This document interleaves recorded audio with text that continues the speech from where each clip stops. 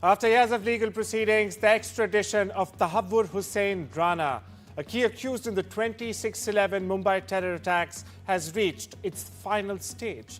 In fact, a team of Indian investigators has already taken custody of the 64-year-old and is flying him currently back to India, while top officials in Delhi have ramped up security and also finalised protocols to handle his arrival. Now, Rana is expected to land in New Delhi any time today. In fact, Rana, a Canadian American of Pakistani origin, is returning to India nearly 17 years after the 2008 attacks that killed over 166 people. He will face trial upon his arrival.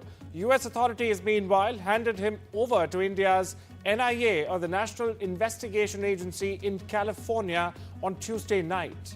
The Indian team is flying him back on a government aircraft, which is expected to land in the capital, New Delhi, just hours from now. His return follows a prolonged legal fight over his extradition. My colleague Saurabh joins me live from Mumbai for more on the story. Saurabh, what's the latest you're picking up? When can we arrive the flight? And more importantly, what will be the procedure once he lands?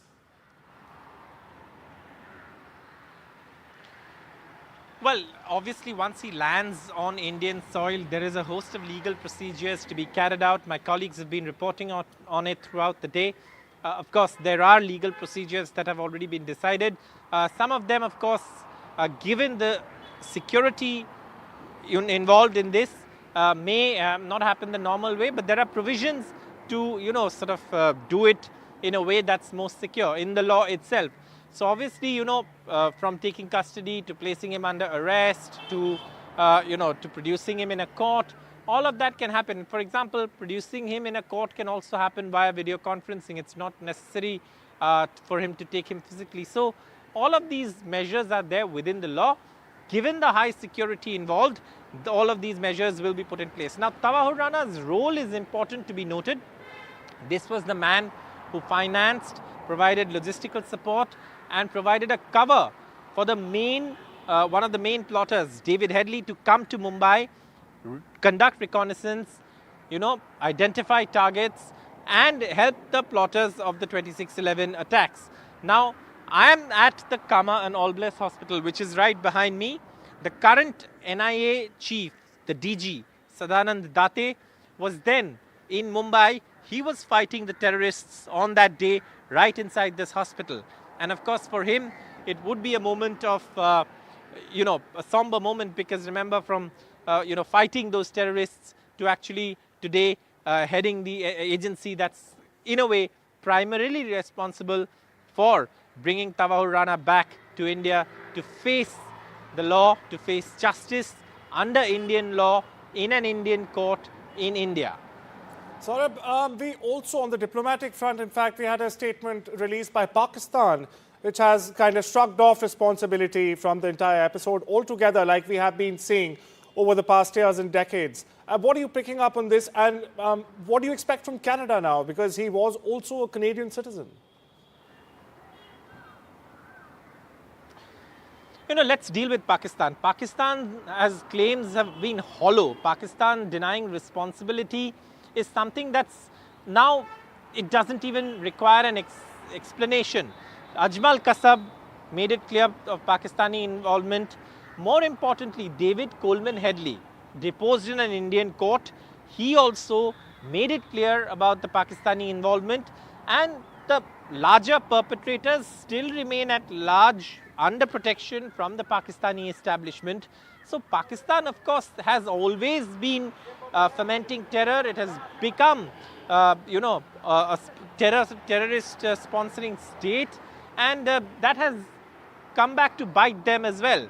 As far as Canada is concerned, now he is of course a Pakistani Canadian citizen, but obviously he's been arrested in the United States, he's been held there, and now of course he has to face trial in India, because this crime, this horrific crime which the world watched on its televisions, and this was not, this might have well been a crime against India, of course, it was an attack on India, but look at the people who suffered. They were all nationalities. They were Americans, there were Jewish establishments that were attacked, there were all sorts of people. It wasn't just an attack on India. American citizens died, others died, citizens of different nationalities died. So this is something that perhaps the world will continue to watch as India tries to, make these perpetrators face justice, because the attack itself was not just an attack on India, it wasn't an attack on Mumbai, it wasn't just an attack on the financial capital, it was a terror attack that shook the world. Of course, Saurabh. And also, I mean, this extradition very clearly underlines that India now is not just talking the talk, but also walking the walk. Thank you so much for those updates, Saurabh. Moving on now, this is, of course, a milestone and indeed a major breakthrough. And it also provides a sense of justice for the victims and also helps, in fact, in establishing the role of others involved and what the questions that can be answered by Rana. For all of this and much more, let's go across to my colleague Vishal, who brings you this special report. So it's always been alleged that there was close coordination between handlers in Pakistan, most likely ISI and Pak army officials, and the Lashkar-e-Taiba operators and terrorists who were executing these attacks in Mumbai. So all of that could be answered, that the exact nature of the communications between ISI and Lashkar-e-Taiba, was it at the highest level or ISI and Lashkar coordinated towards the lower level? All of that could be answered when authorities start questioning Tahawwur Rana. And the other thing that they can look at is the precise role in facilitating headless surveillance. So we have been reporting throughout that it was Tahawwur Rana's immigration firm that facilitated headless entry into India, and he did that extensive recce operations across Mumbai. So what was the precise role and how did he manage to do that exactly? That will be looked at most definitely. And as we've been reporting throughout, there have been many Pak officials or intermediaries that have been named ever since the attacks were coordinated. So who are these people? There have been few names that have been talked about, but there could be more names that could emerge, whether there were some higher officials of the Pak army or ISI that were involved in coordinating these attacks. All of those questions will be asked to Tahawwur Rana. And also the fact that there are many details of the financial or document-based support that was extended to David Coleman Headley, the main mastermind of the attacks, the person who was responsible for coordinating these attacks. What kind of details he was provided through Rana's channel. So that will also be looked at. And also the fact that there will be some clarity on Headley's connections to the US, because he is a Pakistani American and he's one of the most mysterious characters in this whole saga, because it has been widely reported that one of his ex-wives had contacted American authorities and told them that he had been involved in some mysterious operations. He had been visiting Mumbai, whether or not he's a terrorist. She had fielded these questions to the American authorities, but somehow David Coleman Headley slipped through the cracks and was able to coordinate these attacks. So that question will be fielded to Tahawwur Rana for sure. U.S. intelligence agencies, meanwhile, we go back to U.S. after the Tahawwur Rana fiasco. Back in Washington, U.S. agencies are now investigating, in fact, whether the FBI played a role in planning the January 6 Capitol riots. Joseph Kent, the Chief of Staff to Intelligence Director Tulsi Gabbard, has in fact confirmed the probe during his Senate hearing.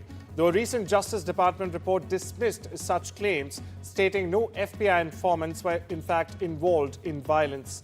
The topic resurfaced as Gabbard launched a task force to investigate alleged politicization within the intelligence community. Now, Kent, who once called the Capitol assault an intelligence operation, was pressed by Democratic senators for evidence. His nomination now hangs in the balance as intelligence community revisits one of the most contentious, in fact, events in recent US and world history for that matter. At least 184 people were killed and more than 155 injured when a nightclub's roof collapsed in the Dominican Republic's capital early Tuesday. including a prominent local singer, a governor, and 2 former MLS, MLB, Major League Basketball players, in fact. It is till now not clear how many people exactly were inside the popular venue, but estimates range between 500 and 1,000. Meanwhile, emergency workers have demolished one of the walls of the club to better reach those still buried under the rubble after 24 hours. While the US President Donald Trump paused tariffs on other countries for 90 days, China was singled out amid rising tensions. Trump has sharply escalated his trade war with Beijing, raising tariffs to 125% on Chinese imports. Trump said that China was not exactly thrilled with the ongoing TikTok sale talks. Now, the decision also comes amid global recession fears and deepening economic rivalry over tech, currency, and even influence. Trump gave mixed signals on whether the hikes were part of a negotiation tactic. Meanwhile, Commerce Secretary Howard Lutnick confirmed the European Union would not face similar action yet. Beijing, on the other hand, has not responded publicly to the new tariffs, but listened to President Trump's advice for Xi Jinping. Some economists are saying that right now is technically an embargo on China with 125% tariffs. Are you concerned of escalation beyond the trade war with China? No, I'm not concerned. I think President Xi is a very smart guy, and I think we'll end up making a very good deal for both. But, you know, we've been treated so badly for so many years. Again, we allowed that to happen.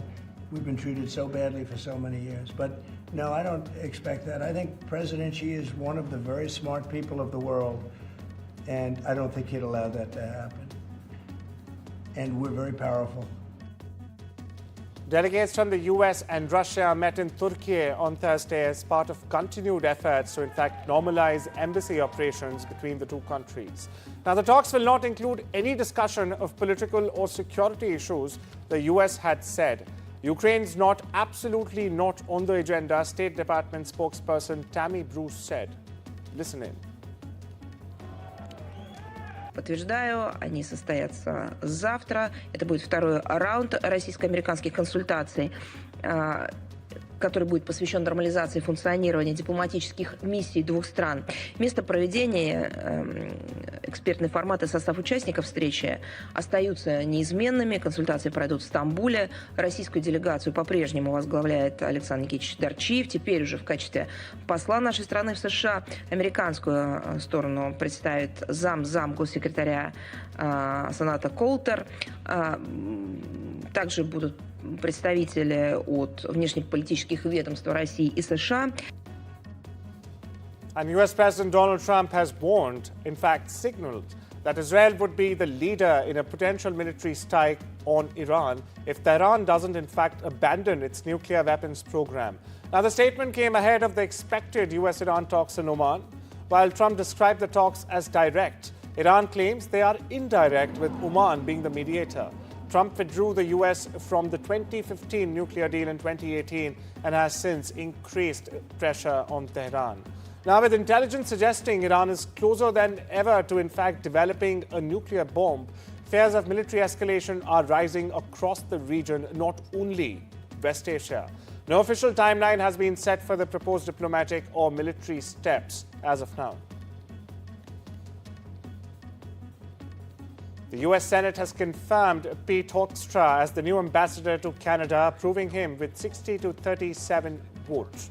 A former ambassador to the Netherlands and ex-Republican congressman, Hoekstra steps in the role at a time of unusually strained ties between Washington and Ottawa. President Trump's recent comments joking about annexing Canada and ongoing trade tensions have only stirred diplomatic friction further. During his confirmation hearing, Hoekstra reaffirmed Canada's sovereignty, distancing himself effectively from President Trump's remarks. With bipartisan backing, Hoekstra now heads north to navigate a rather complex relationship between two historically close allies. Staying with Trump, the US president has signed memoranda directing the Justice Department to investigate 2 former officials from his first term. Now, Miles Taylor and Chris Krebs, while also stripping them of security clearances.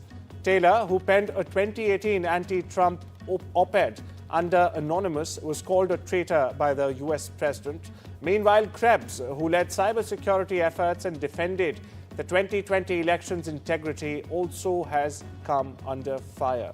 Now, this is part of a broader push by Trump to retaliate, in fact, against critics, including law firms linked to investigations against him in the past.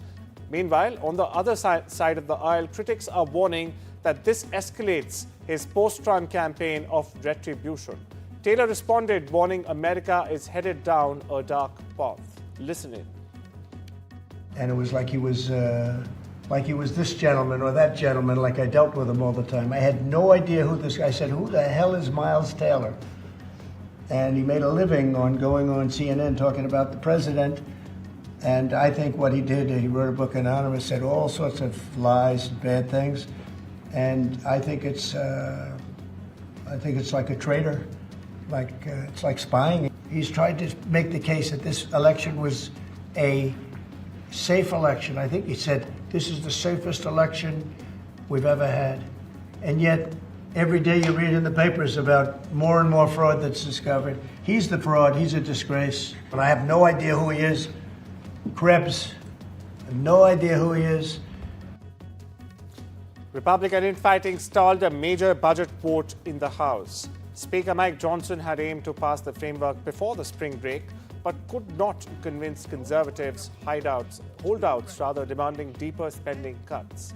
Dubbed the Big Beautiful Bill by President Donald Trump, the budget is central to his agenda of tax breaks, deportations, and shrinking the government. Late Wednesday, Johnson in fact huddled with members in a closed-door meeting after speaking briefly with President Trump. With at least a dozen Republicans opposed, including the Freedom Caucus, the vote was pulled. The process could now stretch for weeks or even months together as Congress seeks consensus. Here's more.